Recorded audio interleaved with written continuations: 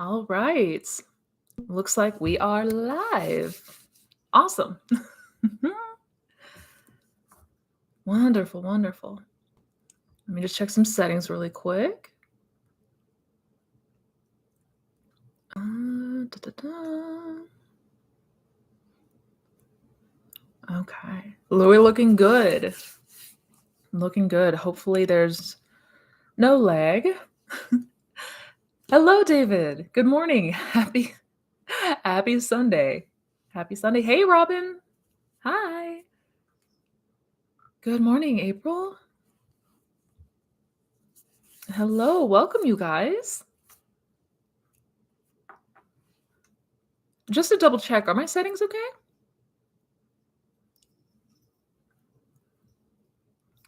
We're looking good. Hi, good morning. Good morning, guys. All right, there we go. There we go. It was looking like it was trying to lag a little bit, but doing good. Welcome, you guys. I hope you're having an awesome weekend so far. And thank you so much for joining me. I am so excited to dive in soon. Hello, Lucid.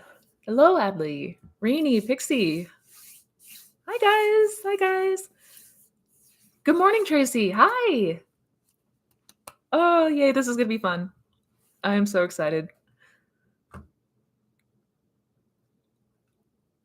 I am excited. Happy Sunday. Wonderful. Hello, Vivian. Kennedy, Kim, good morning. Or good afternoon, or good evening, wherever in the world you may be. Awesome, you guys. We're going to go ahead and get started here in just a moment. I just like to give it a little bit, just maybe 30 seconds or so more to let people come on in, get settled, and we will get going. Happy Sunday. I hope you guys are having an amazing and very lazy Sunday so far. Hello, hello.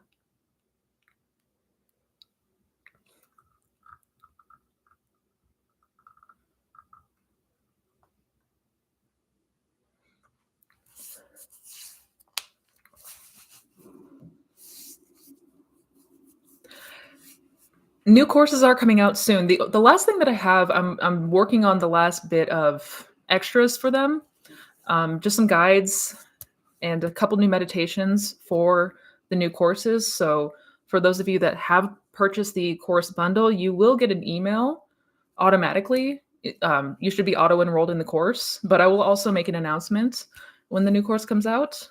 There's two of them. One of them is going to be out a little bit sooner. But yeah, I'm done with the course itself. It's just the additions, the extra guides and whatnot that I'm finishing up on. And I do appreciate everybody's patience. I was without internet for 2 weeks, which was super fun. Thankfully, I had a hotspot, but that was a hit or miss at best. But yeah, that will be finished soon. soon. Hello, you guys. Awesome. We're going to get started here in just a moment. I know the daylight savings thing is throwing a couple people off because here in the United States, we already had daylight savings, and it hasn't yet hit in Europe and other parts of the world. So I know the time fluctuation might be a thing today, but so it goes. Courtney, hi. Love seeing your handsome, happy, and lucky SP. Oh, thank you. Thank you. Yeah, he's pretty awesome. He's pretty cool. I think I'm going to keep him around for a little bit longer. Thank you. Alrighty. All right, let's go ahead and jump in. Let's get started. I'm ready for some Q&As. Once again, thank you guys so much for being here. Thank you so much for joining me on this lovely Sunday. Hopefully it is sunny and beautiful where you are, but no matter what, we're going to have a good one today. I can feel it. quick few announcements before we jump in. I did just make that announcement about the courses. For those of you that have bought the manifestation bundle, you will be auto-enrolled once that releases. So you will be getting an email letting you know. So keep an eye out in your inbox. But I will also make an announcement along with that. Like I said, I'm just finishing up on the last couple of additions to the course. The course itself is done and ready to go. So that'll be shortly. And this is why I have notes, because it's still early over here. Yes. So coaching program, Mindset Mastery Program is starting here on March 27th. That is next Monday. Doors are still open for enrollment. I've got all that information down in the description box. I have new additions that have come out for this round. If you have been a previous member of Mindset Mastery Program, you will have access to all those new additions, mainly new guides, some new hypnosis and meditations, and just more things to really tap into subconscious impression, because that's what it's all about. Also have payment plans available. Got all the information down below, so check it out. Registration down below, all that good stuff. And with that said, let's go ahead and jump on in.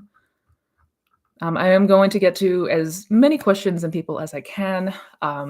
Bear with me. The chat likes to jump around a lot, so if I miss the question somehow, some way, it is not intentional. It is not intentional. But I do tend to do these lives often, so I will inevitably get around to everyone. And that is my aim. Alrighty.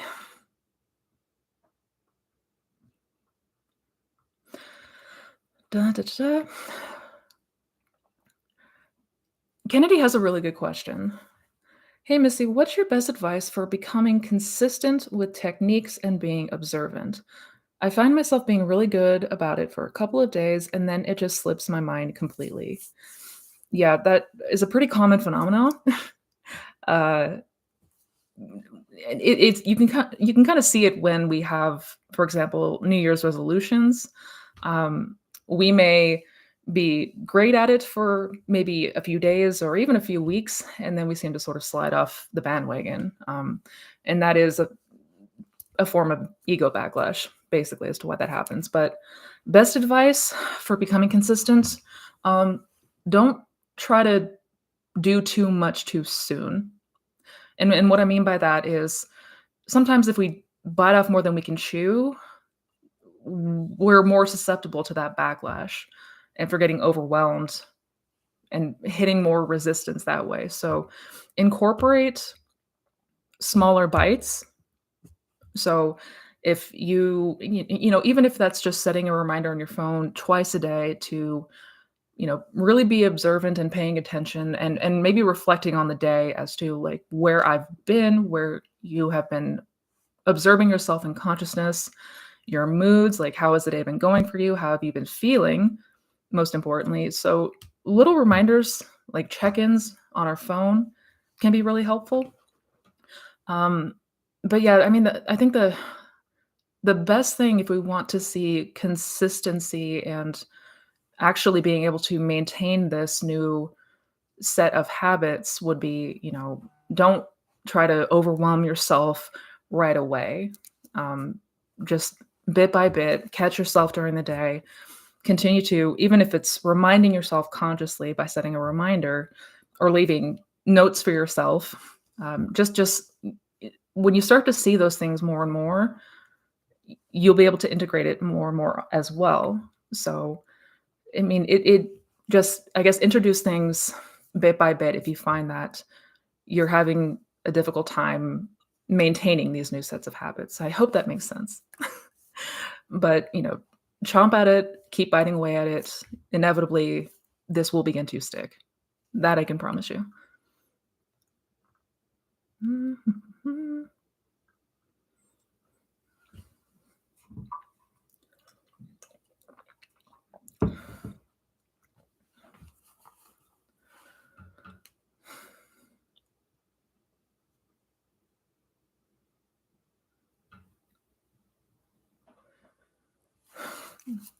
Hey, Missy, I want to revise my childhood, but I'm afraid that I'll lose my current life with son and daughter. Please advise. Yeah, Susan, I think that's actually a fairly common fear that we have about revision. And one of the reasons that people can be more averse to applying this. Um, Understandably, it is a bit more daunting just based on how we've been conditioned about the past, that we can't change the past. That if we do change the past, it's going to have some weird butterfly effect and things like that. But rest assured, you're not going to like erase people from your lives. You're not going to like literally see people like lose them in a way, whatever that looks like. I mean, you can revise to remove yourself from a set of circumstances, or like if somebody is in your life that is very abusive and toxic, you can revise to see that person go away, but you have to be pretty, specific about that. You're not going to see anything crazy sci-fi or anything horrific, anything like that. If you, I mean, obviously you can share as much or little as you want, but without knowing the circumstances, that's the best I can say and the best advice that I can give. We don't need to worry about that. It's more about revision will initially help you, and like it will erase the effect that the event had on you, right? So it's a way of removing these limiting beliefs that were formed early on in our lives. Um, yeah. Again, I don't know the specifics of your situation, but rest assured, it's not going to vanquish people from our lives.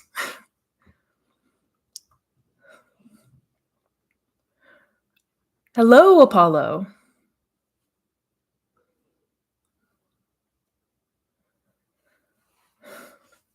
Missy, someone said that our desires are predestined. Is this true? Can we change our future still? That's a really good question. That's a question. Question. That's a really good question. And it would help if I could speak today. That's a really good question. Poppin? So someone said our desires are predestined. Is this true? And if so, can we change our futures? Yeah, we can always change the future.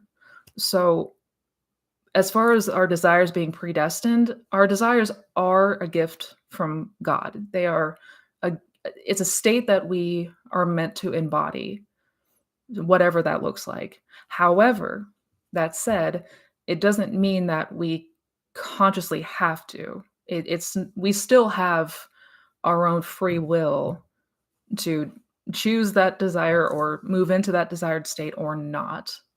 So, in a way, I don't know if I'd use the word predestined. Our desires are a gift from God. It is a state that we are meant to embody at some point, but we don't have to choose it, or we don't have to. We're not bound to. We have to experience this thing. We have no free will otherwise. No, no. Um, that was the other thing that God gave us is the gift of free will, being able to choose and select whichever state we wish to occupy and what we want to embody.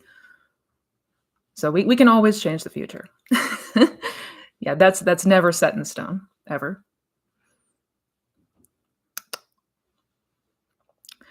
Happy Sunday to you too, Mohammed.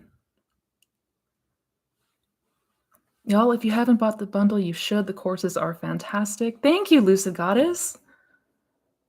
Thank you. That means a lot. Hi, Mimi. Hi. Manny, hello.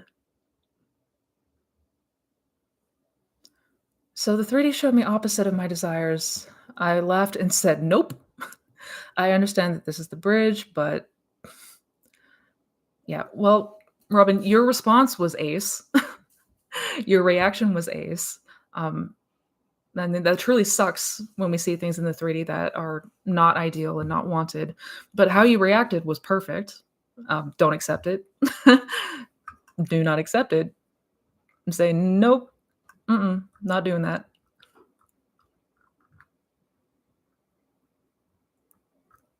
Lost my spot. Sorry, guys. You guys are so sweet. Thank you. Thank you for all the the sweet comments and compliments about my person. He is super cute and awesome, and I love him to pieces. Thank you guys.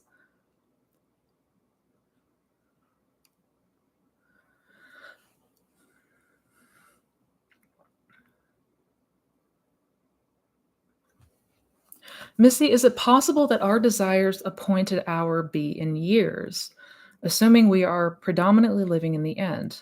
Or based on your experience, it shouldn't take more than a few months at most? That is a good question, Adley. It's a little bit of a tricky question because we don't consciously know what the appointed hour looks like. What happens, but does it have to take years? No, um, not at all. Basically, what we're doing in every moment is moving in and out of states. And based on the perception and the conditioning that we have of linear time, the way that we perceive things is, if, things happen in a series of events, right? Like circumstances need to happen, things need to just kind of naturally move, and that can depend on our beliefs and assumptions. So if whatever feels more natural for us is typically what it's going to look like. So if you're living in the end, predominantly living in the end, and to you it's going to feel more natural that things happen according to that linear timeline. It's not really going to, for most people, it's not going to feel very natural to like close our eyes and teleport into that desired state and wake up married next to our SP. We're not very conditioned to experience that. So that's what the appointed hour is all about. It's based on our own natural belief of how we assume things to go. And I hope that makes sense because I know that can be a little bit confusing. But basically, and that's another reason why we don't want to condition our desires or, you know, any kind of condition on like this needs to happen first before I can have it. This needs to happen. I can't have my desire because of this, and that. When we condition our desires, we're just putting more red tape in the way. We're giving ourselves more conditions that need to be met or circumstances that need to happen before we can move into and occupy that state, right? So we don't want to do that. But I guess to answer your basic question, it doesn't have a specific set appointed hour in the sense of like it's locked in, it's going to take 2 years no matter what to get your desire. It's not like that. The appointed hour really is more based on our own general beliefs and assumptions of what we feel is more natural and more reasonable, I guess. Yeah, because the law always works in a way that's very natural to us, obviously. I hope that made sense.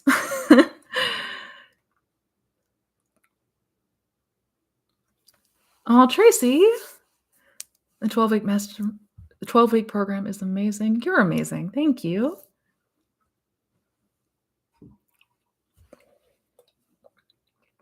Is quantum jumping among your upcoming guided meditations?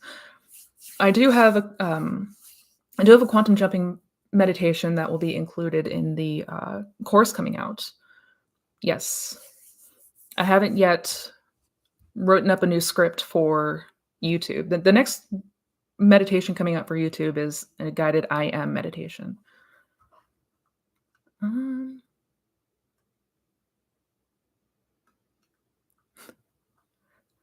Hello, you guys.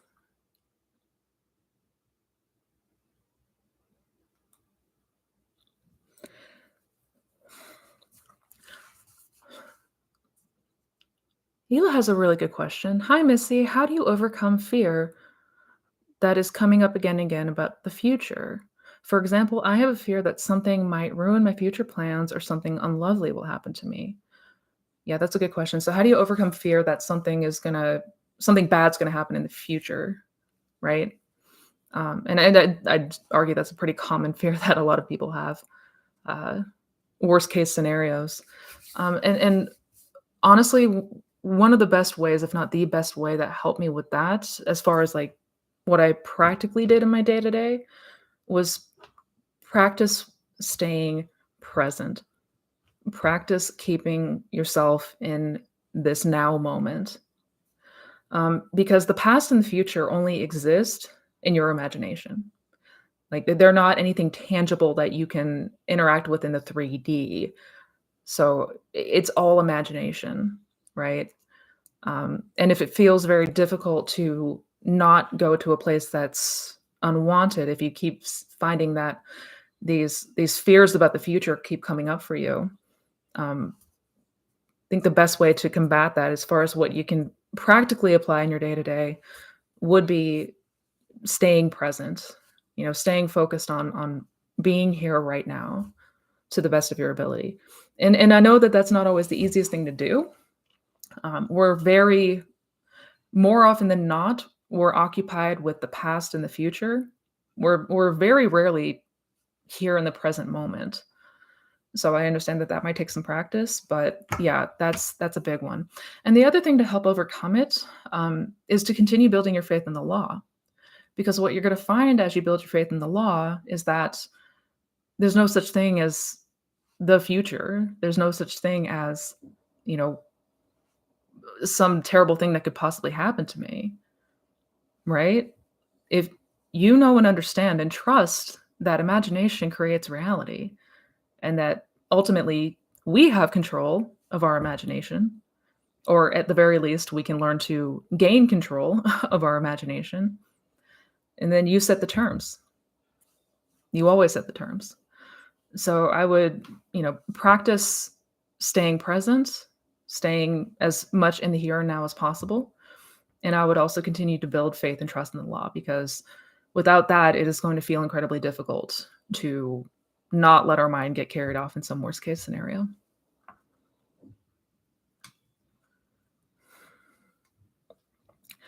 Is it okay to cry because you miss someone while holding the knowing that they will come back to you? I mean, absolutely. It's certainly, I don't, I strongly disagree with any notion that you should try to suppress that. If you have the urge, if you're if you're overcome with the feeling of missing somebody and it saddens you, and you need to cry about it, absolutely. Absolutely. Like, let yourself do that. Let yourself feel whatever you need to feel, and just sort of let yourself get it out, so to speak. Because you can always come back at the end of the day and revise it. And you're gonna feel better once you do so.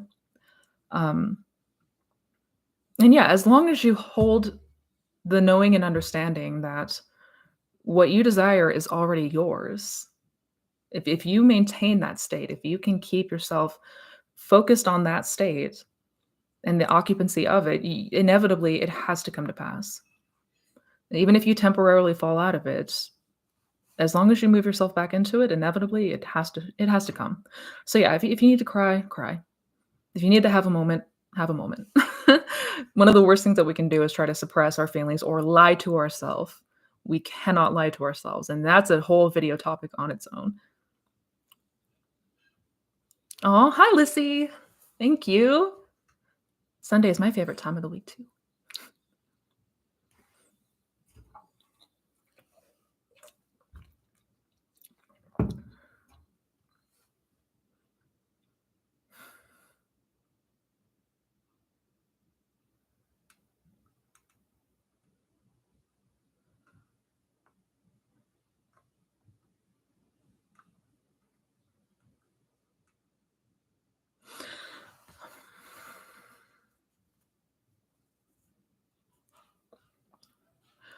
Hi, some teachings state that manifesting an SP comes from the ego and that it's not guaranteed. Specific things/persons might not match, and that we don't know that we'll get it. We can only surrender to consciousness.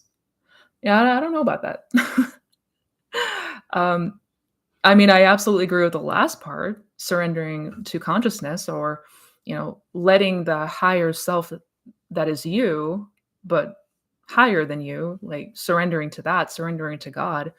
That I do believe in, inevitably getting to the place where you let awareness work its magic. We can't consciously figure out every piece of this, and that's not our job. Now that part I do agree with. But saying that our desires come from ego is not true. No. When we have a desire for something or someone, that's from awareness. Now, a lot of the feelings that come with that desire can come from ego, the feeling of separation, the feeling of not being good enough, the feeling of not being chosen, like, all things like that. I mean, that's all ego based. But desires are a gift from God.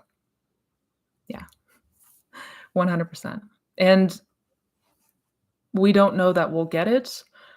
We do know that so long as we continue to maintain, if we occupy and maintain the state of us being back together in imagination, you will experience it in the 3D. That part is true. Whatever you imagine, whatever state you occupy will become your 3D reality, period.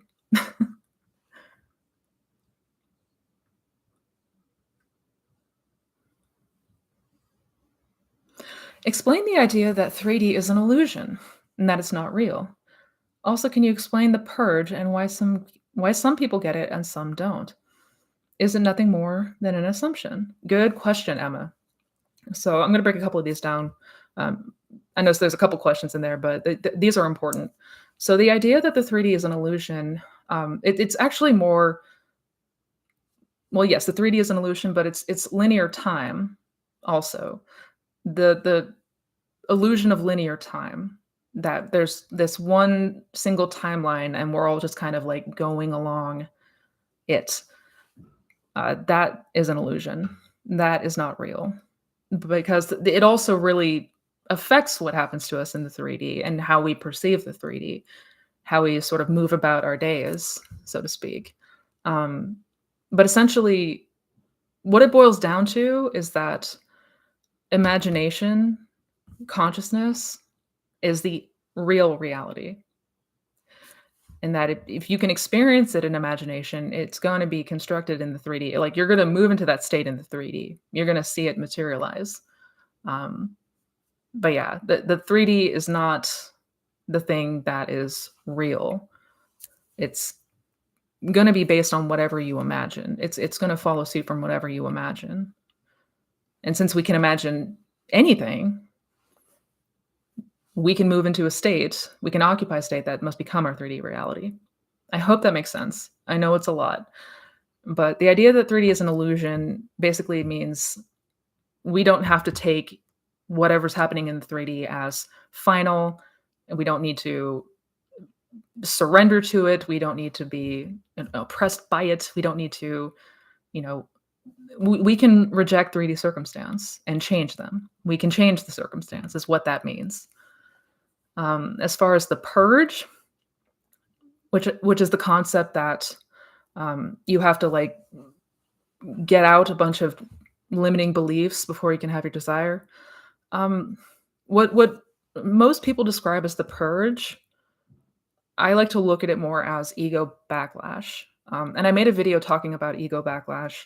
If you go into the YouTube search bar and type in Missy Renee ego backlash, it should pop up. But it's essentially the ego's protective mechanism. When we try to change ourself, if we try to make significant changes to the self, well, the ego's job, its only job is self-preservation. The ego's job is to preserve the self, that sense of self, or the identity that is you. So any sort of significant changes that we may desire to make, if we sort of get too far away from the core beliefs and assumptions that we carry, we're going to experience what feels like a backlash or resistance. Basically, it's where resistance stems from, right? And as far as why some people get their manifestations and some don't, I mean, well, everybody is always manifesting. Everybody's always manifesting what they are imagining. For those who are not seeing it or not getting it, they are either on the bridge or double-minded. Those who are not seeing things conform after a long time, it's double-mindedness. Basically, we're going back and forth between living in the end and living in fear and doubt. So I hope that's sort of covered. I know that there was a couple questions that you had there, but the 3D is an illusion means that the 3D is not final. The 3D is malleable. It's changeable. We don't have to accept it. Um, the purge, I like to look at it more as backlash. The ego's job of trying to preserve. It's the old man fighting back, basically. Um, and why some people don't see their manifestation, double-mindedness, basically.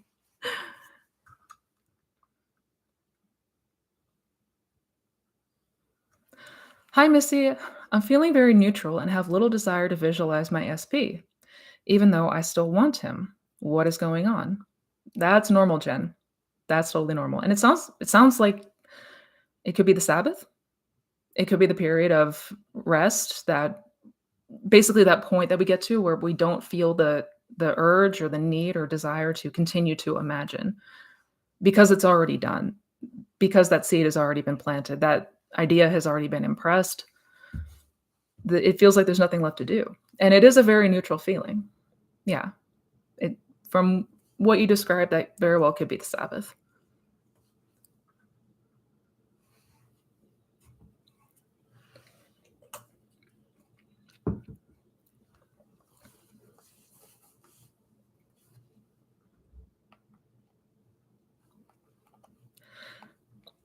What are some easy ways to develop and increase awareness? Good question, John. Meditation. Meditation. Meditation is going to be a phenomenal practice to get into. And there's different types of meditation. So, I mean, some of the best ones that I've found would be like I am meditation, focused attention meditation, any sort of mindfulness meditation, and just helping yourself to really observe in the silence what may be coming in and out of the mind, and just starting to feel more into where we may be dwelling. Um, but yeah, if we're out here in this world of Caesar where it's very noisy, it's very distraction-y, it's full of distractions, and it's very easy to kind of get lost on autopilot.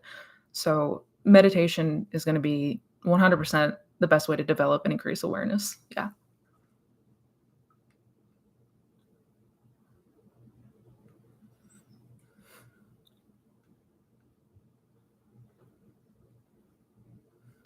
How does conscious manifesting work when 95% of our thoughts are unconscious based on programming that often comes from childhood?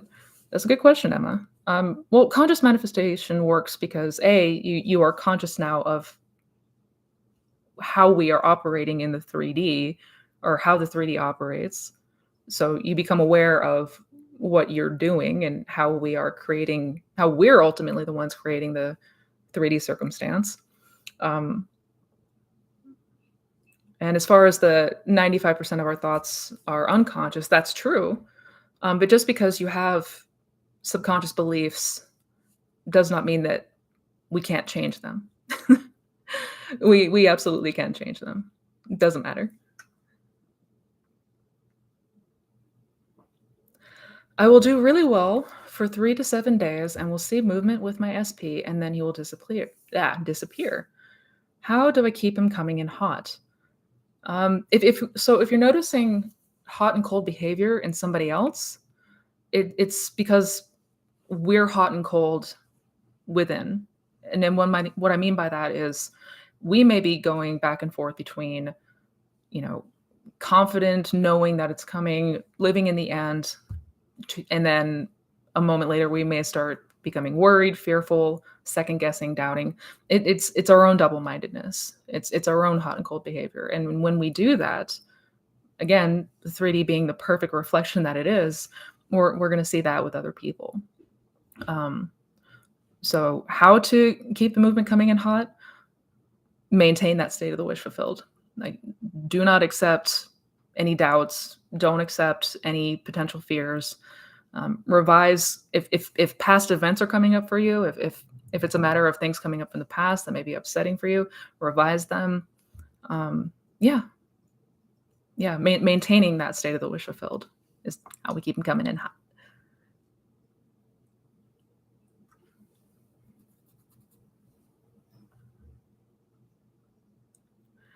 Oh, you're fine, Chi-Chen. Welcome. Thank you.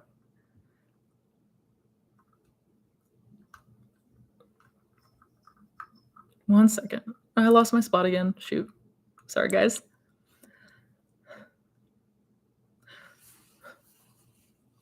So sorry to bother you at this time. No, Mohammed, you are never a bother. No need to apologize. How to manifest something impossible into reality? Answer this question if you can, and thank you. How to manifest something impossible? Well, I mean,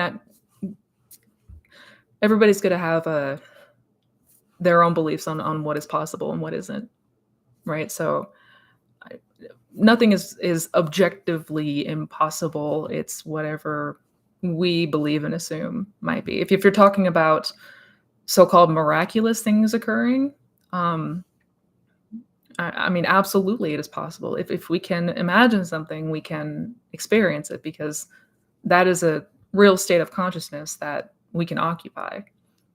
Um, and how do we do it? I mean, it's the same way that we manifest anything else. But I would approach it if it feels like there's a lot of resistance or a lot of doubt surrounding what you desire. I would practice getting familiar with that state just from a place of imagining it, just for the sake of getting yourself used to it, like experiencing it in imagination, just to start getting yourself familiar with the idea of this thing, right? So the subconscious mind can't really tell the difference between something that is imagined, something that is real, quote unquote, dreams that we have. So the more that we continue to just entertain these ideas, these states in imagination, you're going to notice less and less resistance to them. They will become more and more familiar and obtainable for you. So I would kind of maybe change the perspective of how we approach something that's impossible, to remove that resistance, if that makes sense. Thank you for the super chat. Oh, thank you, Tabia. Thank you so much for sharing your knowledge with us. You look so beautiful as always. Thank you. You were so sweet. Thank you.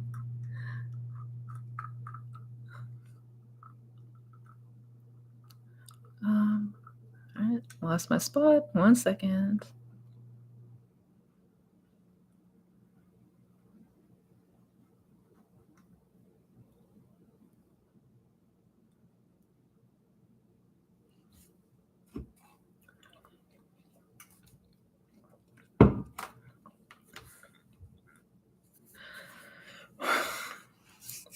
How did I manifest a completely new SP when I was consciously manifesting my original SP? And why is there still zero movement with our original SP? That's a really good question. And this is absolutely a phenomenon that does happen. I was actually just speaking to a client that's going through a very similar, very similar circumstance. So how do we manifest a completely new SP when we were consciously manifesting the old one? Um, and mainly that happens because on the one hand, you're imagining and getting occupied in this state of the wish fulfilled, right? So you're imagining this person and how they're showing up for you, how you ideally want to see them show up, right? So they're kind, they're loving, they're this, they're that, and you're inundated in those beliefs and those feelings. But there may be simultaneously at the same time a lot of, you still a lot of attachment to that old story about them. So with your old SP, it could be that, he's not interested anymore, he doesn't want to be with me anymore, he's this, he's that. Like you still have attachment to parts of the old story there, which again is gonna make things feel sort of stuck. And what can happen is somebody will show up in a very similar vein to our SP, somebody that may, act like our SP did, maybe sometimes even look like they do, but it's a different person entirely. It's sort of the birds before land phenomena. It's the same kind of idea, right? You occupy a general state, somebody's going to show up in that way. I hope that makes sense. And why your SP is not shown up yet? Again, double-mindedness about the SP. And in part, that is, awareness of their absence, awareness of they're not here, awareness of, this hasn't happened in X amount of time, X amount of days, X amount of months, whatever it might be. But the more that we maintain consciousness of that, we're gonna see that. I hope that makes sense. Now, if you haven't been in that state, if you have been living in the end with your old SP, then you can be assured that they will come in. They have to. They have to.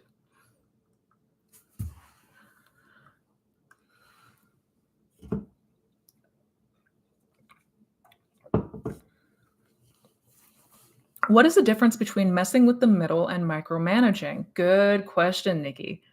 What is the difference between messing with the middle and micromanaging? They're very similar, actually. Very, very similar, almost the same thing. Because messing with the middle is conditioning your desire, basically. It's when we say that, I can't have my desire because this reason or that reason. I have to wait to have my desire. Like, things need to happen first, or it needs to happen a certain way. Otherwise, I can't have it. I can't manifest my person because there's a third party, so I need to get rid of the third party first. I can't manifest my person because he lives on the other side of the world. I can't manifest my person because my self-concept's not perfect. I mean, these are just, for example, ways that we condition the desire. And it is essentially messing with the middle. It's messing with the bridge of events that would naturally unfold if we just allow ourselves to go to the end. And the same thing goes for micromanaging. Like, trying to consciously force our desires to come about a certain way is never going to be ideal. It's never going to be ideal.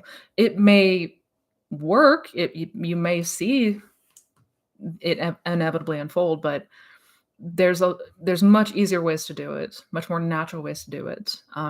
We do not need to micromanage our desires.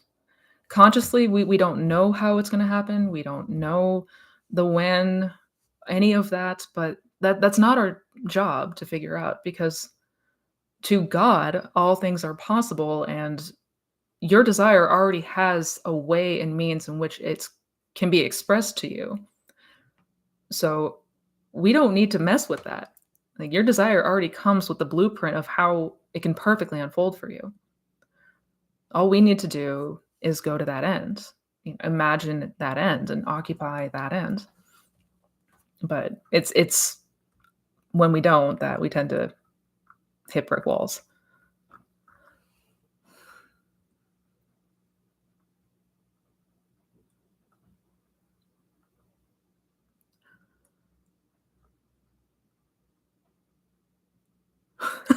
Wasn't there always that one annoying kid slash person you knew growing up who seemed to be gifted with everything they wanted, got who they wanted, and passed their driving test for the first time? Oh, John, you are a gem. Yeah, I think we all knew that person. I think we all knew that person and secretly despised that person. I know I did. I know I did. And you know what? That person r understood the law 100%. 100%. They may not have consciously known what they were doing or consciously known that it was the law of assumption that they were applying, but they would imagine themselves getting the outcome that they wanted. Guaranteed. Guaranteed. But yeah, it yeah, it was super frustrating, that's for sure. But now we know and understand this law. Now we know and understand how all of this works. We can begin to be that annoying person as well. I understand that everyone is you pushed out, but don't we all have our own personalities based on our experiences, childhood, trauma, etc.? How do we create people to have personality based on this? That's a good question, Emma. Um, So, yes, we have our personality based on our experience. We have our beliefs and assumptions that are based on experience, childhood, what we've been through, what other people taught us, what our parents were like. Yeah, all of that is true. So how do we create people to the person have personalities based on that? Um, well, first off, we're not creating that person so much as we're moving into the state of the version of that person that lines up with your beliefs, right? So all states exist and all states are eternal. And when you are moving in and out of states, it's going to be depending on the beliefs and assumptions. Like that is how you select states unconsciously. So if I have the beliefs and assumptions that, you know, people are not trustworthy or that I can't trust men, men aren't trustworthy in relationships or whatever, I'm going to continue to move into like that's going to be the states that I occupy. It's going to be states in those veins where the version of that person is going to be what lines up with that, right? So all versions of every person exist, and we can interact with whoever we choose, but most of the time, unconsciously, it's a version that we don't want.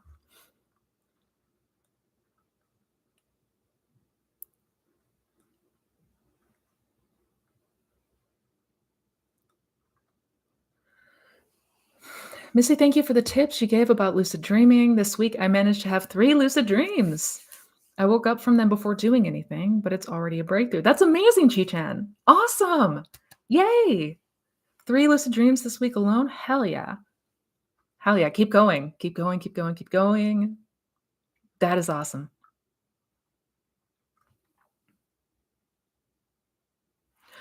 How can I imagine myself healthy in my meditation? I know you saw yourself as glowing.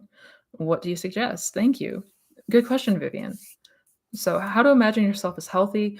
For me, and yes, I imagine myself as glowing, as radiant, like every cell in my body being radiant. That sort of imagery uh, gave the impression or gave me a better way of feeling into health because it's difficult to, I guess, see what health looks like.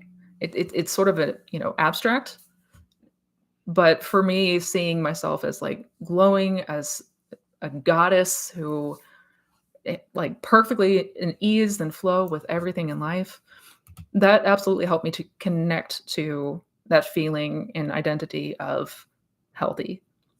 So whatever that looks like for you, you can absolutely adopt something similar.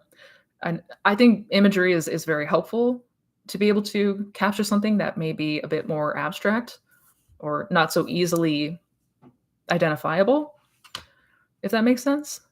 Um, but yeah, I would see yourself in imagination. I would see like, feel the state of maybe energy, feeling energetic, feeling, you know, whatever that looks like, energetic, glowing, um, full of life, whatever that looks like for you.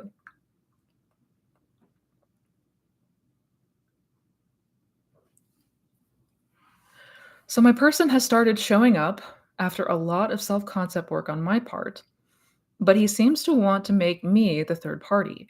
He is pursuing me hardcore, but still in a relationship. Any advice? Oh, I'm so sorry, Dolly.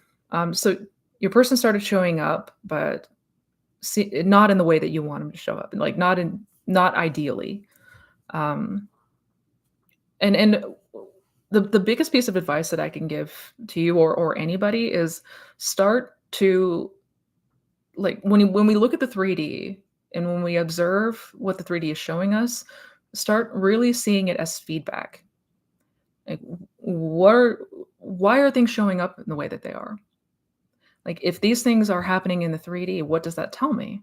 Well, that tells me that these must be some of the assumptions and some of the story that I'm still entertaining, right? So I'm going to take a wild guess, Dolly, and you know, but is there a part of you that still identifies with, him not showing up fully in a relationship with you, that he may not want to be with you, that he's not ready to conform to a relationship with you, anything like that.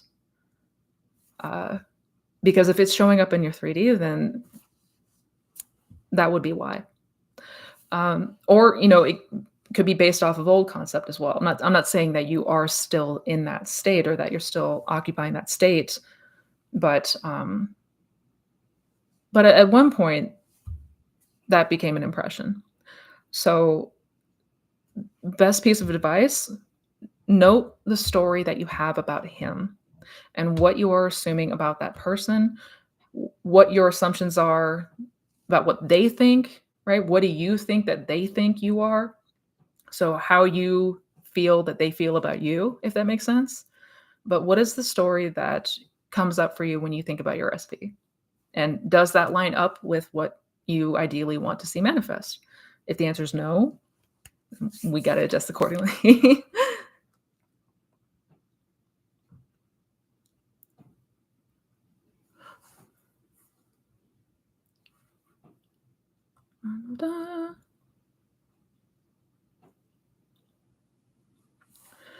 Hi, dear Missy. Currently, I'm building my faith with testing because nothing seems to manifest. I don't know how to approach it. The list method doesn't work. I try with observation. Yeah, one of the best things that we can do, if the list method doesn't seem to be working, if testing the law with random things that we're not attached to, uh, turn to observation and really start to pay close attention to what we are thinking, what we're feeling, our moods, and the 3D and what's happening in the 3D. And you will see correlations. You will see that there's a connection with the two. Absolutely. It's undeniable. But not only that, um, the last part of that that's important is to document anything that you see, that you observe, that you knew was once a thought in your imagination. So if you imagined somebody saying something, or you imagined, I don't know, some random thing, and then you later see that thing or observe that thing or interact with somebody saying the thing that you had imagined, document it. And this part's important because we have a really horrible tendency of forgetting.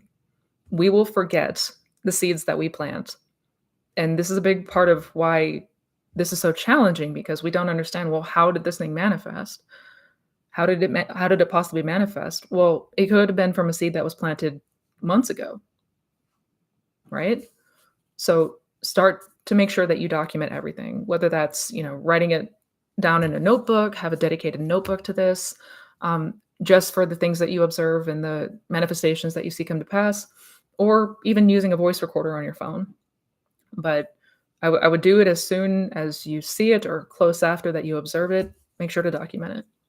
But yeah, observation of the internal world and the external world is going to be, there will be no doubts, because you're with careful observation, you're going to see that it's parallel.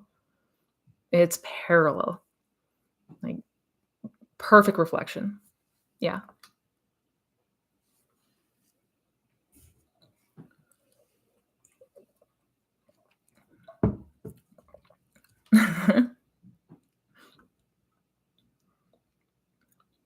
Can you talk about manifesting on behalf of others? My dad desperately needs a job and I want to help him get one. Good question. So, manifesting on behalf of others, this is something that we absolutely should do. It is incredible to do. Um, giving blessings upon others. The best way for me, how I do it, how I imagine for other people, is I imagine hearing a conversation, or seeing an interaction in my mind that implies that they received the thing that they wanted. So with your example, I would imagine talking to your dad and hearing him tell you in imagination that he got the job, and hear yourself congratulate him. Hear some of that excitement in his voice and let yourself get kind of carried away in that, right? But inner conversations, when it comes to manifesting for other people, especially, has always been my go-to. It feels much more natural to embody, like, the natural conversation that you would have with your dad following the successful obtainment of a job. I hope that makes sense.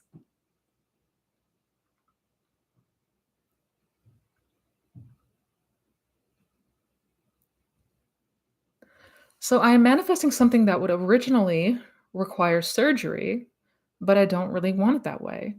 Is it conditioning myself? Do I focus on just getting my desire and my subconscious knows the ways? Yes to the last part. Do I focus on just getting my desire and my subconscious knows the ways? Yeah. God knows ways in which we do not. We could not even fathom the ways that consciously we cannot consciously fathom the ways that our manifestation can unfold. Like, it will blow your mind, the ways that you'll see some of your manifestation come to pass. You would have never guessed it in a million years. So yes, it's just going to the end. Whatever happens in the middle, that is not our job. Consciously, not our job, not a requirement. Don't need to focus on it. So if you're manifesting something that would originally require surgery, um, but you don't really want it that way, is it conditioning? So you want to receive this thing without the surgery route? I mean, yeah, you can imagine a conversation with somebody saying, the successful obtainment of this thing, and you didn't need to have surgery. But if that's a desire, I wouldn't say that that's a condition because that is a way that you're being specific in that case.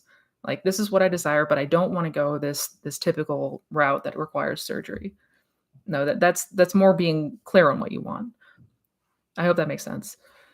If you ultimately don't care how it comes to pass, then don't condition it. Don't, we just got to say go to the end.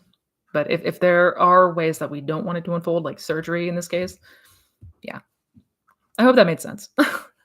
I hope that made sense. But I would continue to go to the end. I would continue to go to the end.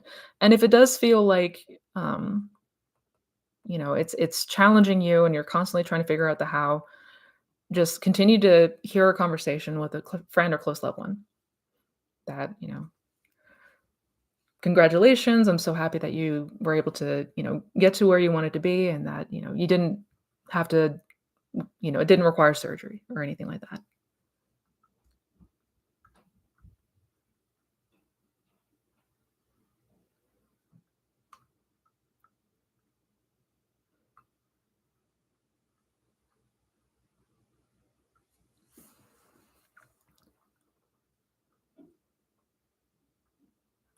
Mm. Why all of a sudden do I not feel like manifesting my SP anymore? Any ideas? Likely the Sabbath. So it's interesting when we get to a place when we get to the Sabbath, when we get to that period of rest, it's almost feels like a detachment, but it's not a detachment from the thing itself. It's detachment from figuring out how it's going to happen, the stress of it happening, feeling like we need to constantly imagine, we need to constantly visualize or affirm.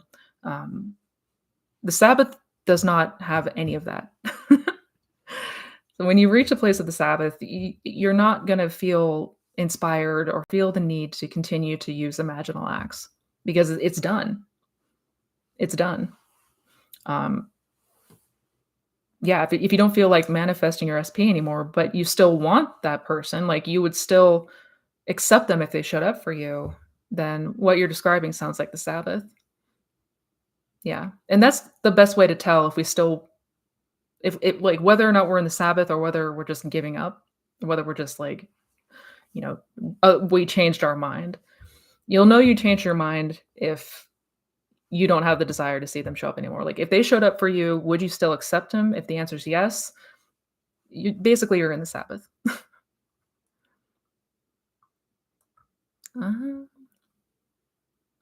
what does SP think slash feel when you manifest them? What should I exactly say for him to decide to commit into a serious relationship? That is a good question. That's a good question, Maba. I actually made a video going way more in depth and detail in this topic. If you type in what your SP thinks about you, Missy Renee, in the search bar, you'll see that video come up. I think I've actually made a couple. Um, The short answer is that they're thinking and feeling, based on what we are assuming, what we're feeling into. So if we're living in the state of the wish fulfilled, right, the bridge of events is gonna look like they're naturally starting to remember us more, think about us more, miss us more, and things like that, right? But it's always gonna be based on what we are assuming and feeling is true for us. Like, how we assume and see this person showing up for us is how they're going to think and feel and show up. Yeah, but definitely check out the video that I made. I go a lot more into detail in that one.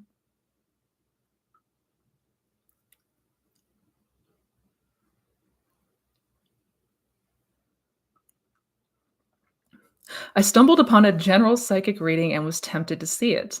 Because I understand how I can be wavering after seeing it, instead of hearing the reading, I read the comments and avoided it. Good job, Jade.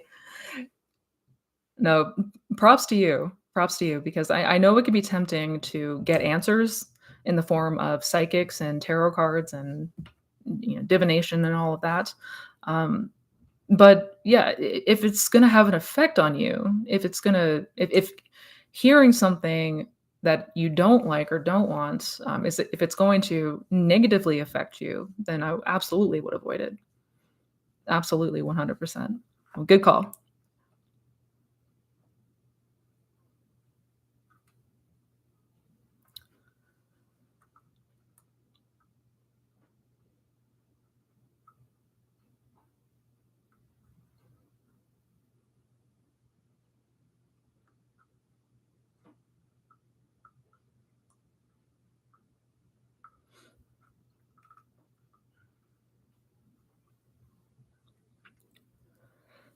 Hi, Missy. I am revising several things from my past and was wondering, how do you know that it has been successful?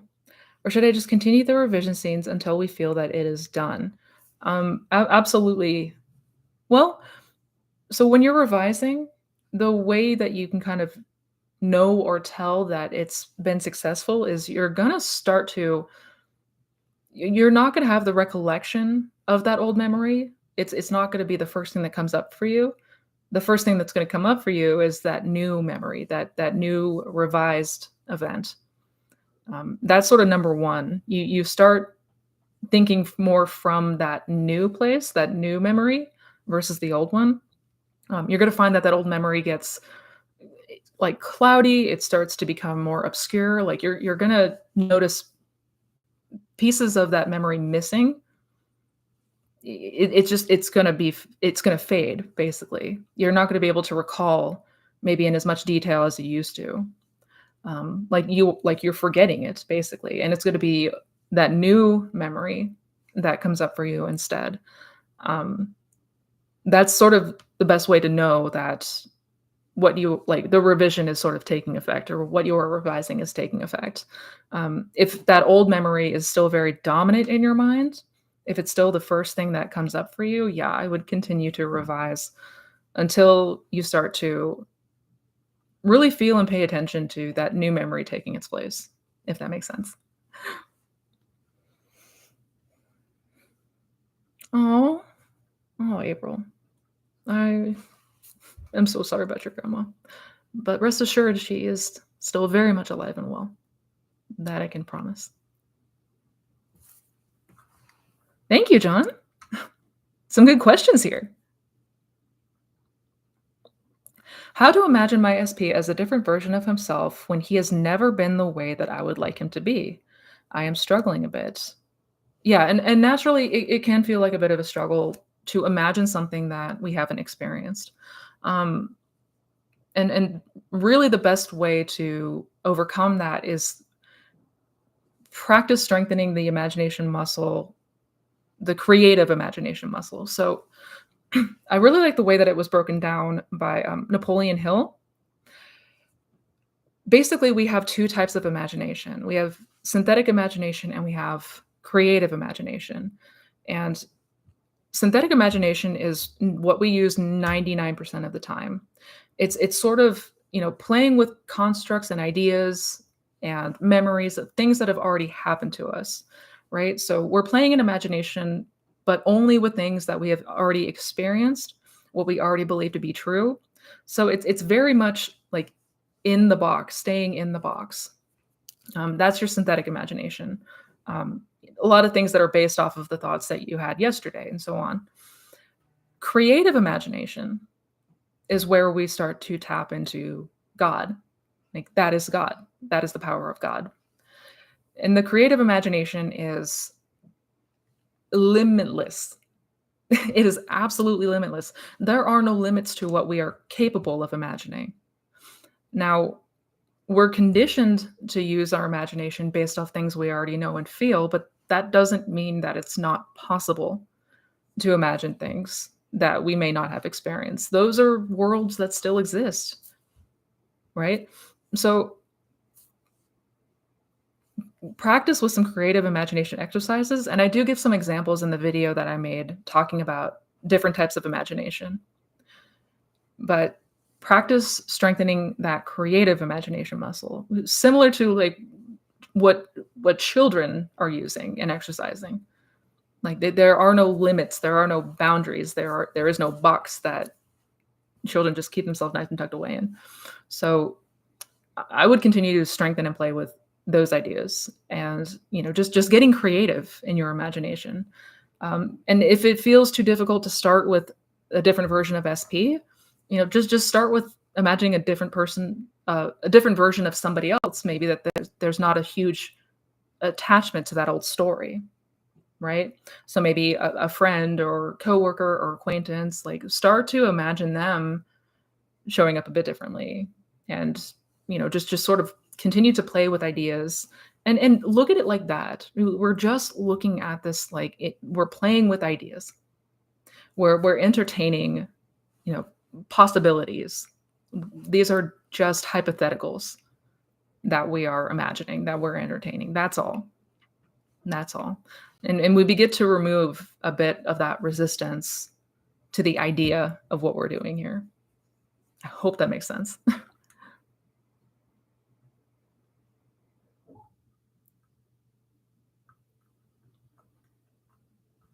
Oh, lost my spot.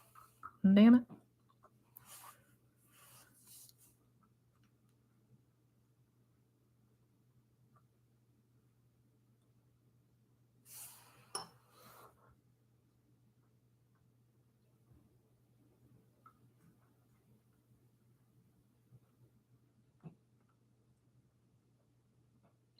Is it possible that when the 3D shows me the opposite of what I want, it is actually working in my favor?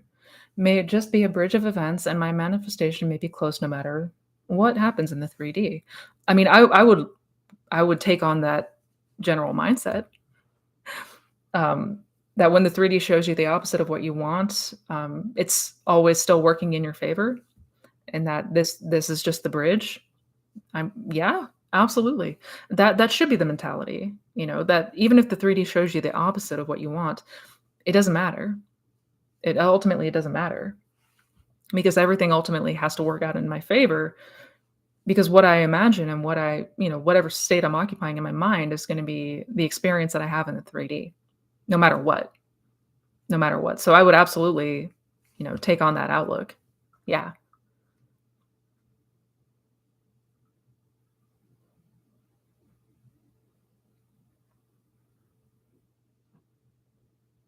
Is it normal during the I am meditation to have your subconscious spit out a statement at you unprovoked?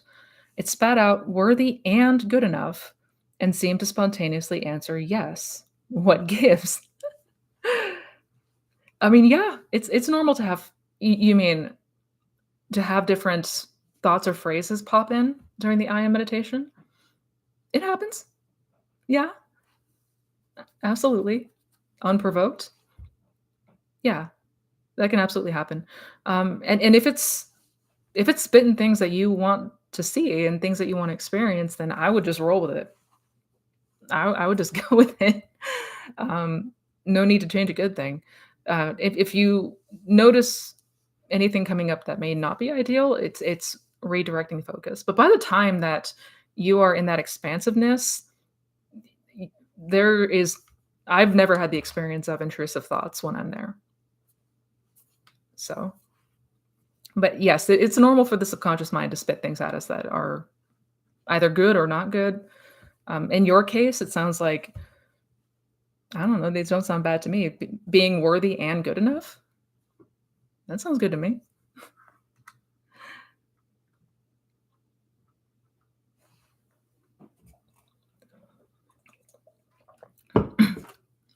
Excuse me.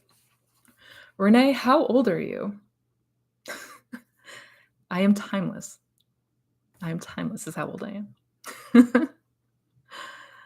Da, da, da. Have you ever had any of your Have you ever had any of your visualizations occur in the 3D exactly as you visualized? Thank you. Good question, A. I have many times, many, many, many times. I think the one that most people recognize is the Santa Monica Pier. When I imagined my SP and I on the Santa Monica Pier, that materialized almost identical to what I had imagined. Yeah, many, many, many, many times, and it never gets old. It never gets old. It's so cool when it happens.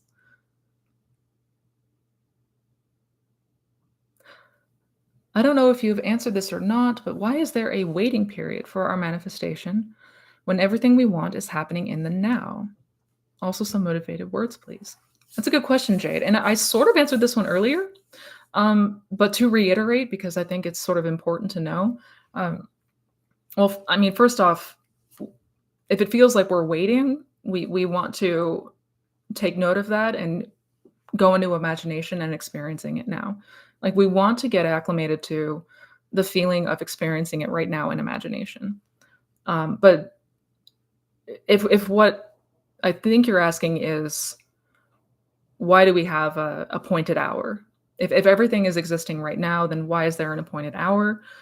And basically, that's due to our conditioning of linear time. We're incredibly conditioned to linear time. And to us, the dominant beliefs, the very dominant beliefs that most people have is that life happens in a series of events, right? That, things need to happen, circumstances need to, move in a linear timeline fashion for them to unfold, right? Like it's not going to feel very natural or real to us to just close our eyes and open them and you're in another world entirely.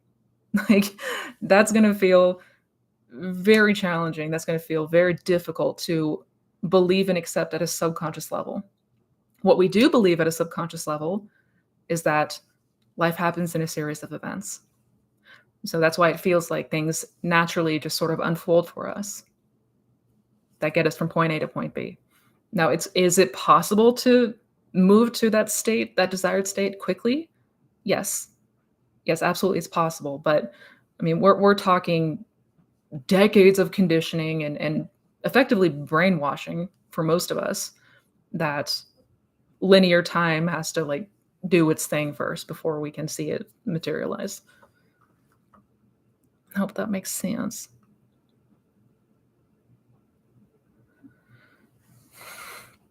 Hi, Missy. I've been trying to manifest some spicy stuff with my ex, but she moved to another state. Should I move on to someone else or keep trying?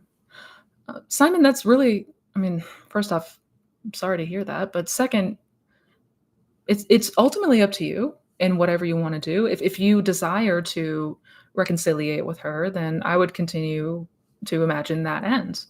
Like whatever it is that you ultimately want, I would go there. I would continue to go there in imagination until it feels solid, until you feel very confident, and you'll get a natural feeling, or the you won't feel the urge to continue imagining, but I would keep myself in that end in imagination, because it doesn't matter. It doesn't matter if she moved to another state. Like it's still very possible. It absolutely can manifest, regardless of if she moved to a new state or a new country, move to Mars. It doesn't matter. It doesn't matter. Is every manifestation you switching to a different reality? Ah, ding, ding, ding.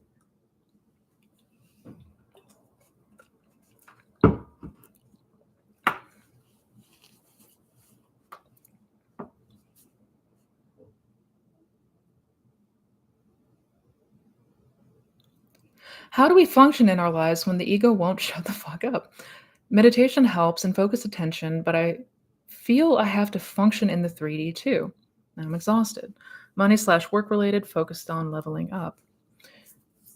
I'm sorry, Courtney. No, I know that. I mean, we're still having a human experience, and that involves interaction with the 3D. Like, yes, we're still very much um, needing to function in the 3D naturally.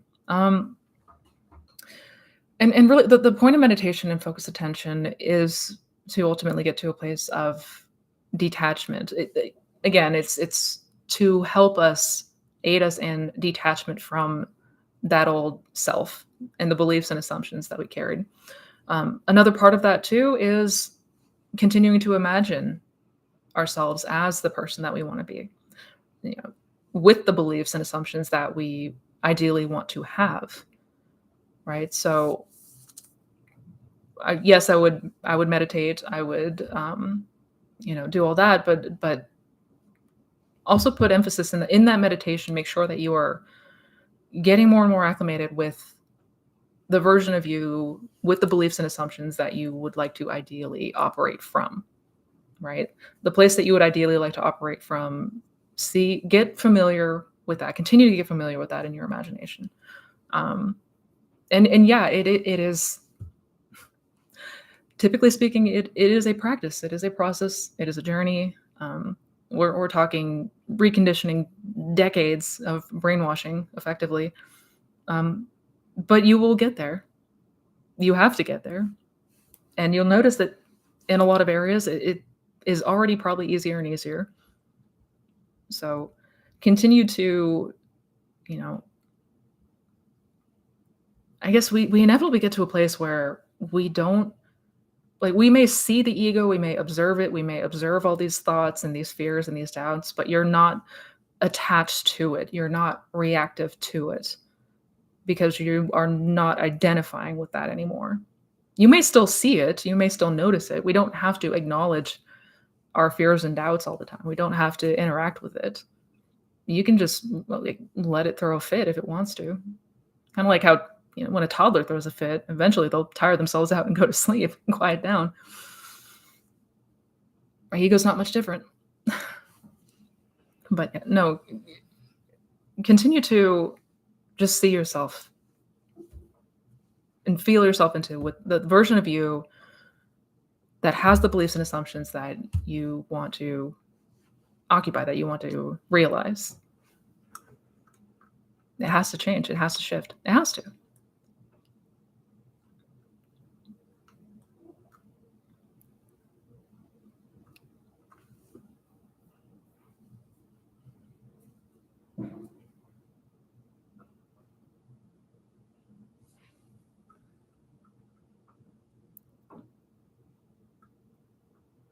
Why does it seem to be more difficult to manifest an SP back the second or third time? More fears, doubts, disappointment? Yeah. Yeah, I would say so. Why does it seem to be more difficult to manifest an SP back after we've already done so? Well, I mean, the first time we didn't have an experience or anything that would counter, like, when we first hear about the law, we don't have a whole lot of resistance to the idea of the law itself or manifestation itself, typically speaking, right? We kind of just put ourselves completely into like achieving this goal or this idea. There's much less resistance, typically speaking. Again, it's not like that for everybody, but if we manifest somebody and they go away again, that generally speaking has an effect on us. It's easier to doubt ourselves. It's easier to doubt the law, or if the law works for us, or if we're an exception to the law and things like that. Yeah, absolutely. Those all play roles. I mean, they're not relevant, but we feel like it's all relevant, so it becomes so. Yeah, more fears, more doubts, more disappointment, basically. Yeah. Hi, Missy, from your video yesterday, how do you not fall asleep meditating in the morning after you've woken up? Thanks as always. Good question, JT. Practice. And sometimes I do. Not gonna lie, sometimes I do, and that's okay. I don't I don't if I fall asleep while meditating and, um I just did that a couple days ago. Yeah, when I'm feeling into that state of gratitude, that state of satisfaction, and I fall asleep in it, that's a bonus. That's only gonna benefit more. So, I don't worry about it. But honestly, it's practice. Practice kind of keeping your attention, keeping your focus, um, which admittedly was incredibly challenging when I was first starting out. And when I was first starting to introduce meditation into my life, I avoided times and periods where I was super sleepy and susceptible to being tired or susceptible to falling asleep because I was too tired. So, generally speaking, I would meditate in the afternoons, late mornings when I would have a minute or so to do, whenever I had a minute to do so. Because I was more alert, I could get myself relaxed without falling off entirely. Um, but yeah, practice. Practice being the key word. Because your mind is naturally going to start to know what to do. Like consciously, like you're going to start to notice, like for example, my mind already starts to like wind down and get ready for meditation like 20-30 minutes prior to even laying down. Like it becomes so habitual that you'll start preemptively getting ready for it. Yeah. I would say if you're just starting, pick windows to meditate when you're a bit more awake, um, and just for a couple minutes here or there, if that's all you can. 5 minutes, 10 minutes, things like that. Hi, Missy. I got myself a new man. I'm gonna see him tomorrow. Hell yeah, giddy. Oh my god, I am so happy for you. Yay! Get it, girl. Awesome.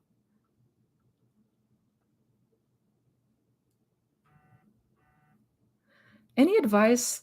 Oh,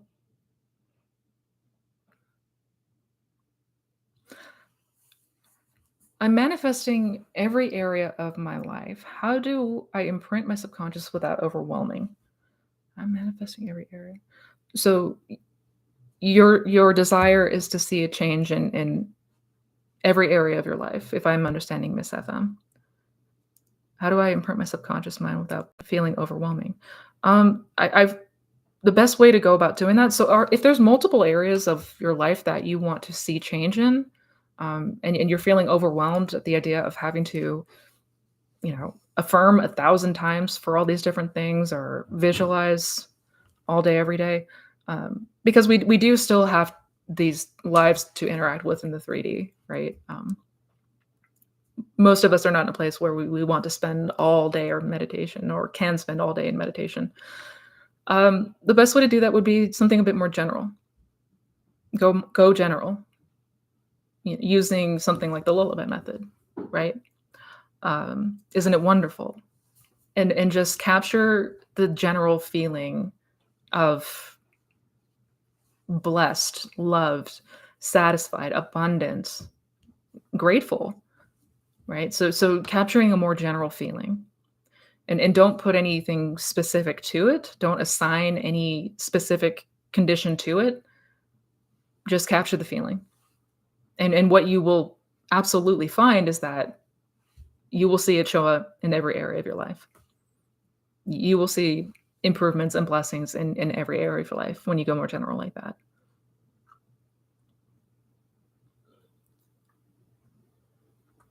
Woo! Me too, Yvonne. I'm so excited. I'm so excited to start working together. It's going to be so good. Any advice on the best way to gain crystal clear clarity on a desire? I'm experiencing some conflicting desires relating to one bigger desire, if that makes sense. Any advice on the best way to gain crystal clear clarity? You're experiencing confliction. So you have a bigger desire, and then there's confliction there with smaller quote unquote desires. Um, I'm, I'm a little bit confused, but I'm trying to see. Okay, you're experiencing some conflict relating to two different desires. I'm getting that much. Um, well, and I don't know the context of the question or what the desires are or anything like that, but um, I would absolutely continue to focus on whatever feels like a bigger desire for you, um, and not let yourself get, to the best of our ability, not let yourself get entangled with, oh god, these two are going to be in contrast, or it's not going to work because these two desires that I have are in conflict with each other. um, I I won't let myself entertain things like that personally. Because again, God has ways and knows ways that we do not, ways that our desires can show up. I mean, infinite ways. Possibilities are literally endless. So I would, if in that case, I would focus first on what you feel is the bigger desire, or which one you feel is more like pressing or important to you. I'm not saying that the others aren't important to you, of course, but if there's a quote unquote bigger one, I would just let yourself kind of continue to occupy that. Um, and again, I may be taking this completely out of context. uh, and if that's the case, maybe you can try to break it down a little bit more. I mean, you don't have to go into detail about anything you don't want to, obviously, but if you can give me maybe an example, even I might be able to answer that question better. But basically, I would continue to occupy the general state of the bigger desire.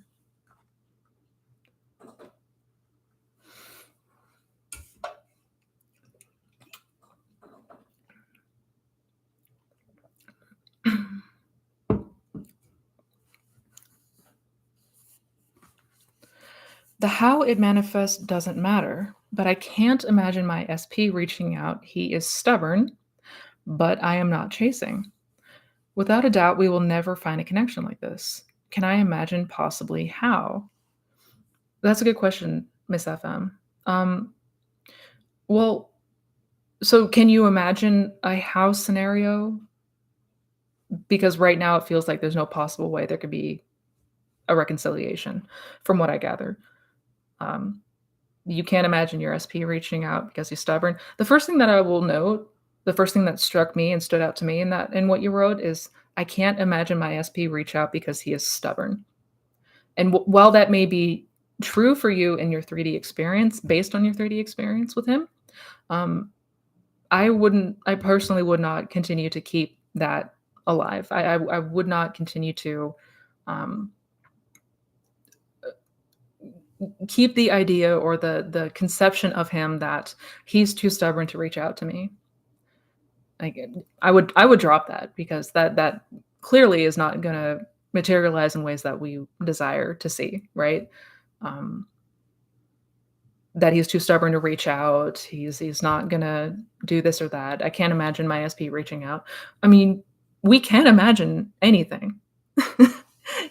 We have the capabilities. We have the tools. We have the means. Like, to say it isn't possible is not true. Um, we just haven't explored it. We haven't explored the world or possibility where SP does reach out to you. He does connect with you. That is a real state. That's a state that already exists. It's a real reality. So I would be mindful of the story about SP first and foremost. Um, as far as imagining a how, I guess, are you talking about imagining him reaching out in reconciliation and anything like that? I mean, you can absolutely. I wouldn't say that that's so much. But I would imagine the conversation. I wouldn't try to figure out how he's going to go about doing that. I wouldn't try to, spin my wheels with, you know, oh, he's got to do this, this, and that first, or, this needs to happen first before he can reach out to me, before he'd be willing to reach out to me, anything like that. Like that, how I wouldn't entertain. But if you're talking about imagining a conversation where there's reconciliation, I mean, absolutely, you can do that. Absolutely.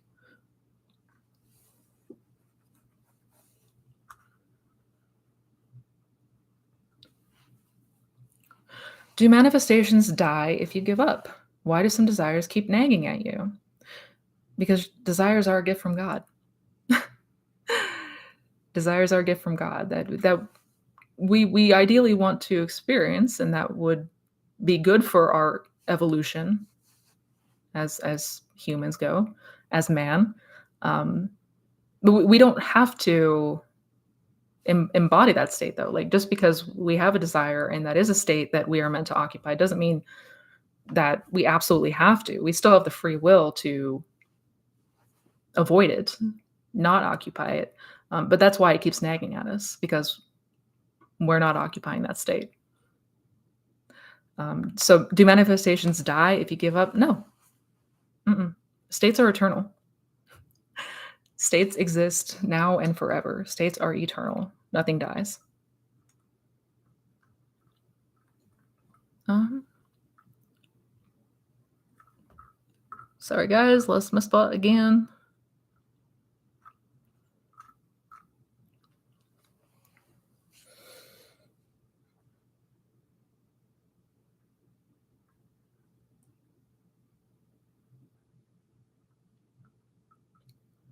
My imaginal act is my SP and I announcing our engagement to his family and me showing my ring to his sister. I repeat this over and over. Do I need to imagine life with him being engaged too? I mean, you don't have to. You don't have to, Nez. Um, if you want to, if you desire to imagine, you know, those states and what you'd be doing, like putting yourself in those states, like you absolutely can, but you don't have to. No, because even one imaginal act, one simple imaginal act, is more than enough to create that bridge. Like that bridge will have to unfold to meet those ends, to get you to those ends. That's going to have to happen. Um, so long as we are not in constant conflict and double-minded with this, right? Um, but yeah, you don't have to, but you can if you want to. And a lot of times you will start to notice yourself, getting lost in imagination of things that you're going to do and enjoy when you get married.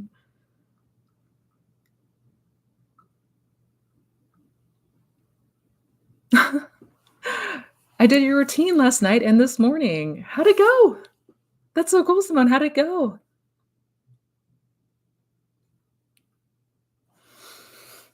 Hi, Missy. I've heard many coaches say that if it's taking many months slash a year to manifest, it means we are doing something wrong. What are your thoughts? Um, I mean, I would disagree. I would disagree, and here's why. I've had manifestations that took months.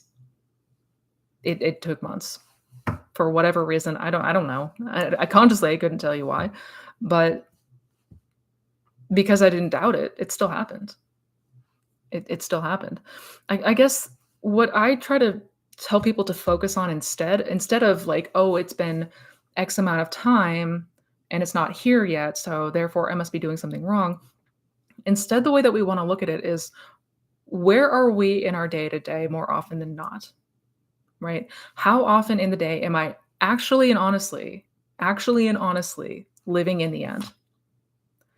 How much time during the day am I actually living from the place that I desire to be, right?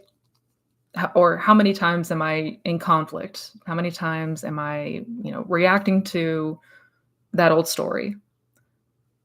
Like that is going to be our best gauge, hands down, versus it's been X amount of time and it still hasn't happened yet.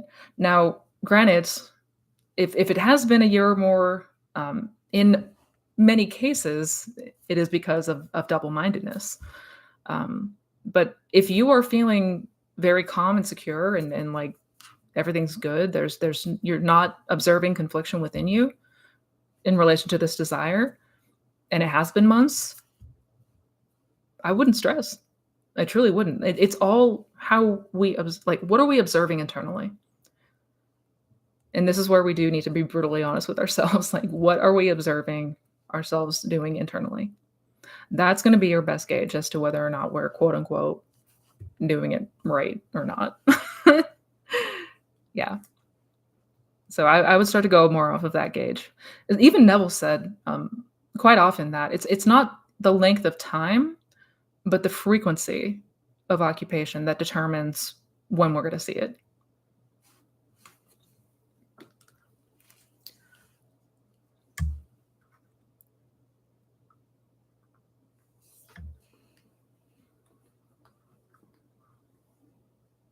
How can I get rid of strong limiting beliefs? I feel like they're deeply impressed on my subconscious mind. Yeah, that feeling absolutely sucks. And I mean, the simple answer to that question A is take advantage of the drowsy state. Take advantage of the drowsy state. And what I mean by that is, the windows in the morning and the evening when we're relaxed, sleepy, groggy. Um, your window to the subconscious mind is going to be bigger. You're going to be more ripe and susceptible to subconscious impression than during the day to day. In the day to day, like it's going to feel so much more challenging to impress the mind subconsciously, to leave a subconscious impression.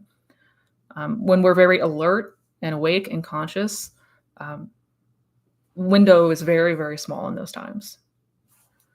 So I would absolutely take advantage of times before bed, times in the morning, um, windows in meditation, when we're deeply relaxed in meditation. Those are going to be your go-tos, what you're going to want to go to, if not already. And just, let yourself, again, it's just entertaining this new idea. We're not trying to do any of this by force. We're not trying to make ourselves believe something that we don't. We're not trying to, shove a bunch of new beliefs down our throat. It's not like that. Just gently introduce these new ideas, ideally when you are in that state akin to sleep. That's what's 100% worked best for me.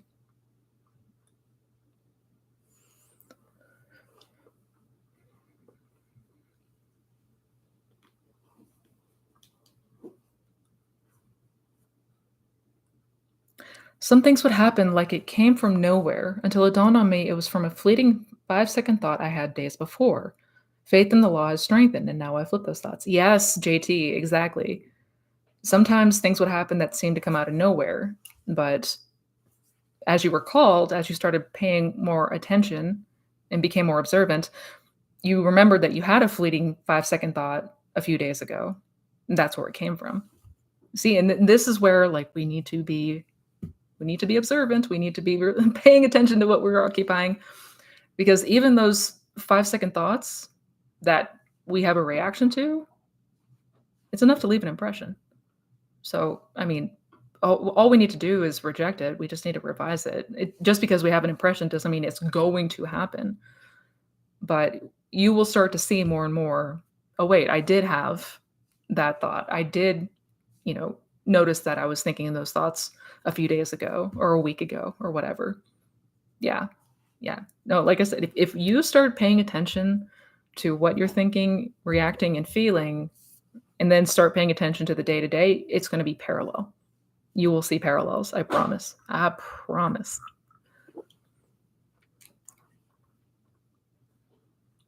Oh, thank you, LD. I'm trying to improve my social skills and especially small talk, as I've always been insecure about this. Do you have any advice? Absolutely, LD. So if what you desire is being more social and like improving on social skills, I would get very clear in your mind of what that looks like to you, and start seeing yourself in conversation with people and hear them confirm that, right? So imagining that you're talking to somebody, imagining that you're talking to a close friend or family, and hear them say like, wow, you are so much more confident these days. Like, it seems like you just get into conversation with ease, you just meet people with ease. Like, hear them acknowledge the change within you that you desire to see. Like, and confirm, say back in imagination, yeah, I have been feeling way better these days. I feel more confident. I feel it's more natural talking to people. It's coming much more easy for me now. It's really cool. Things like that. But I would continue to see things from the place of already, having it, and by confirmation, right? Confirmation of a loved one or a family friend. That's how I personally would go about um, improving any sort of social skill. Because I used to be the same way. I used to have very, very crippling anxiety and insecurities. Like I would never be able to do what I'm doing now a handful of years ago. Like, no way. No way. But I did. I imagined myself having conversations with my mom and my aunt about how I'm they're noticing in my imagination that, I am becoming more open and outgoing and confident. And I'm confirming that. It has to play out. So that's what I would do personally.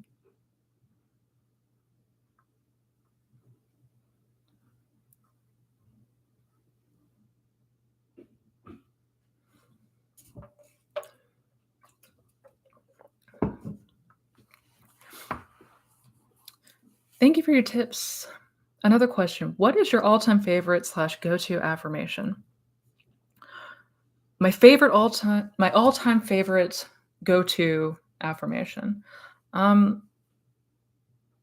well, I've got two that one of them I don't use so much anymore, but was a go-to of mine when I was still getting acclimated with the law, when I was still getting acquainted with the law.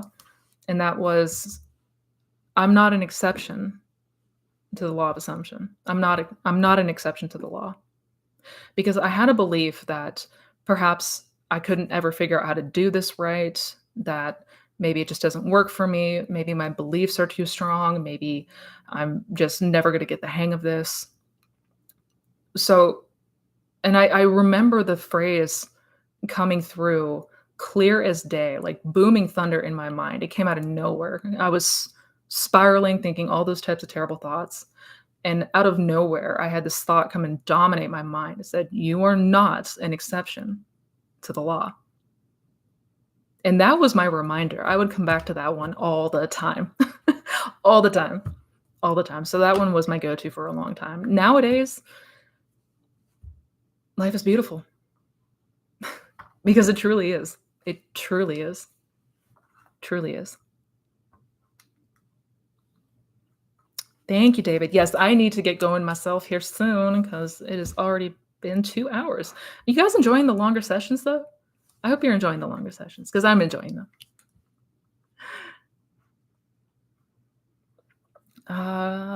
Applebum.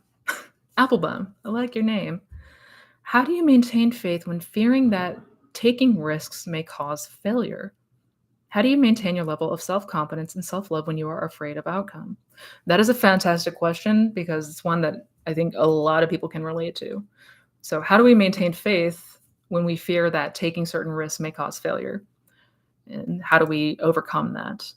And the first thing would be to continue to build faith in the law itself, continue to observe the law working in effect of your day to day, and see how the law is already always working. Like this is nothing new that we're doing. We're just consciously becoming aware of what we're doing. But it's nothing new to us. Like we're always operating the law. And the more that we observe the connection, the correlation between the 3D and the inner workings of the mind, or the inner man and the outer man, you're going to see it. You're going to see it. So that the first thing I would continue to build faith and trust in the law. Doing the ladder exercise, trying the list method, just making it into a game. Like have fun with it. That's the other thing. Like we cannot take this so seriously. And create all that tension and stress. Like just have fun with it. But continue building your faith through observation and testing the law. And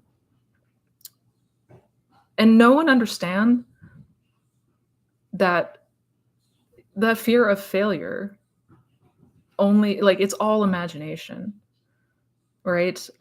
In the same way that you can imagine a lovely outcome, that you could a terrible outcome, it's all imagination. Like it's all stemming from the same place, right?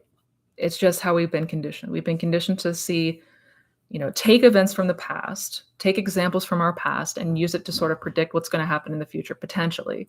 And if we have had setbacks, if we had failures, if we have taken risks and failed, it may feel like that is just the general course of things. Like that's what's going to happen. But none of that is true in regards to the law and how we look at the law. There are infinite states to experience. There are infinite states to occupy. We can go to any of them. We can occupy any of them.